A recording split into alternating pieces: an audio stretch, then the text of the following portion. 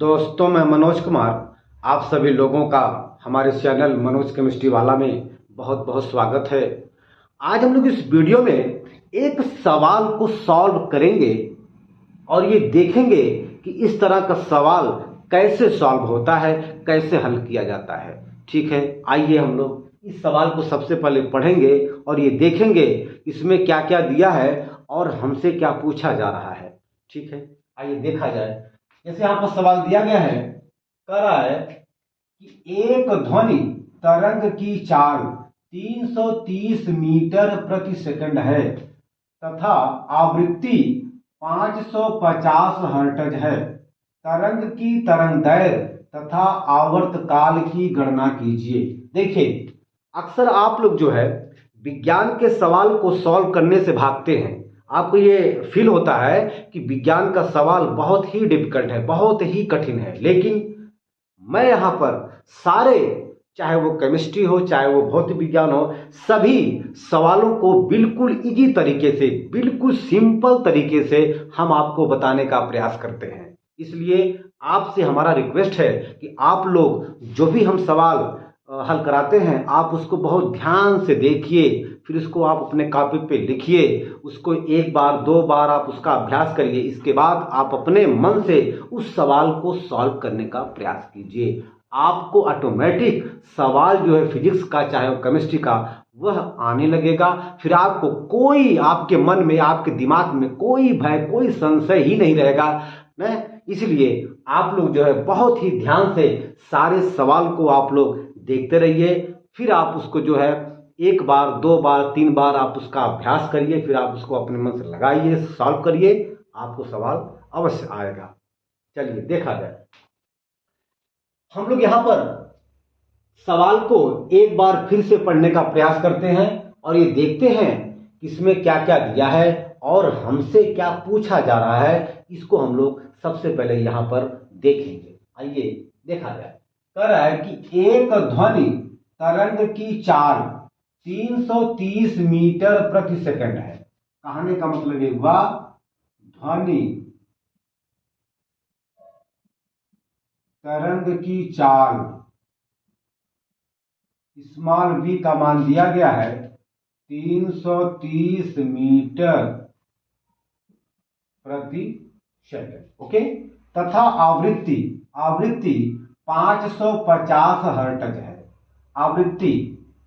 आवृत्ति का मान, स्मॉल n का मान दिया गया है 550 हर्ट्ज। ओके, कह रहा है कि तरंग की तरंगदैर्घ्य तथा आवर्त काल की गणना कीजिए। इसमें दो सवाल दिया गया है। हमसे कह रहा है कि तरंग की तरंगदैर्घ्य बताइए और फिर उसी तरंग की आवर्त काल बताइए। मतलब हमसे जो है लैम्डा, तरंगदैर्घ्य लैम्डा का मान हमसे पूछा जा रहा है तथा आवर्त काल यानी कैपिटल टी का मान भी हमसे पूछा जा रहा है। ओके, ये दो चीज दिया गया है, v और n का मान दिया गया है। हमसे यहां पर लैम्डा और t का मान पूछा जा रहा है।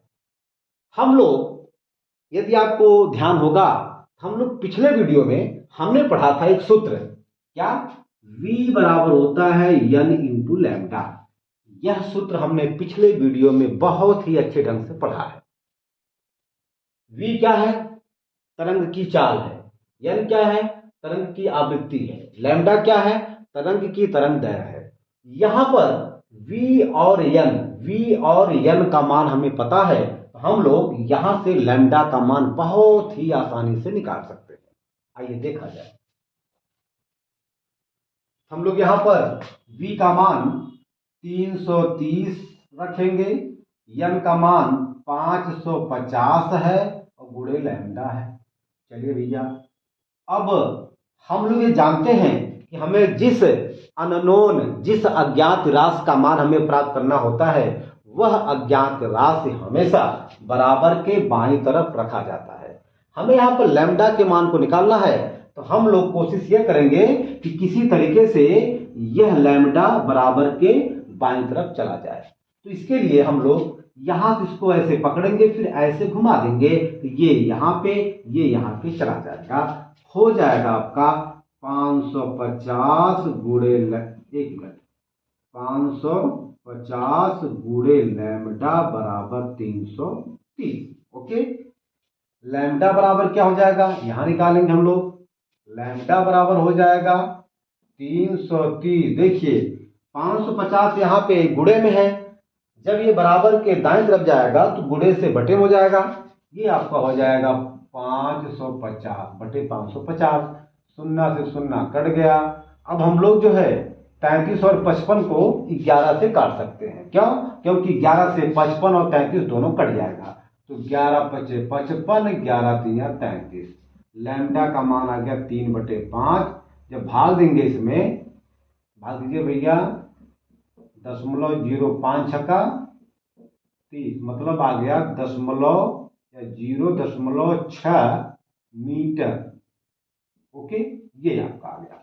हम लोग जानते हैं चूंकि यहां पर जो बी का मात्रक है, अर्थात जो तरंग की चाल का जो मात्रक है वह मीटर प्रति सेकंड में दिया गया है, यानी कि एसआई सिस्टम में दिया गया है, तथा आवृत्ति का मात्रक जो हर्ट्ज दिया गया है, यह हर्ट्ज भी एसआई सिस्टम में इसका मात्रक है। तो जब दोनों का मात्रक एसआई सिस्टम में है, तो यहां से लैम्डा का जो मात्रक आएगा, जो मान आएगा, वह मीटर के रूप में आएगा। अर्थात लैम्डा बराबर आपका आ गया 0.6 मीटर। ओके, हमारा पहला सवाल तो सॉल्व हो गया। अब कह रहा है कि आवर्तकाल बताइए। हम लोग जानते हैं टी बराबर होता है 1/n, यानी क्या है, आवृत्ति है। टी क्या है, आवर्तकाल है। ठीक है, ये आपका आवर्तकाल है, कोई दिक्कत। अब यहां से टी बराबर 1/n का मान यहां पर दिया गया है। n का मतलब आवृत्ति, और आवृत्ति का मान यहां पे दिया गया है 550। ठीक है ना। अब आप जो है जब इसको भाग देंगे, भाग दीजिए भैया, 1 में 550 से 0.000 ना 00, तो कै बार जाएगा आपका, एक बार जाएगा, 550 हो जाएगा। 0, 10 में से 5 जाए 5, 9 में से 5 जाए 4। ठीक है,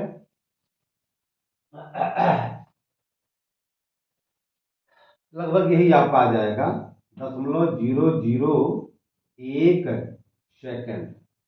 ठीक है, ये टी का मान आ गया। ठीक है, यहाँ पे हम लोग 0 लगा सकते हैं। तो ये आपका सवाल था, तो हमने आपको यहाँ पे बता दिया। ये टी का मान आ गया, मतलब आवर्तकाल का मान आ गया, और तरंग दैर्घ्य का मान आ गया। ये देखिए, ये देखिए। ठीक है ना। तो ठीक है, अब आप इसको बढ़िया से नोट कर लीजिए। आज हम अपने वीडियो का यहीं पे अंत करते हैं, और आपसे हमारा रिक्वेस्ट है, यदि आपको यह वीडियो अच्छा लगे, आपको समझ में आ रहा हो, तो आपसे हमारा रिक्वेस्ट है कि आप हमारे इस चैनल को सब्सक्राइब, शेयर और लाइक करिए। धन्यवाद।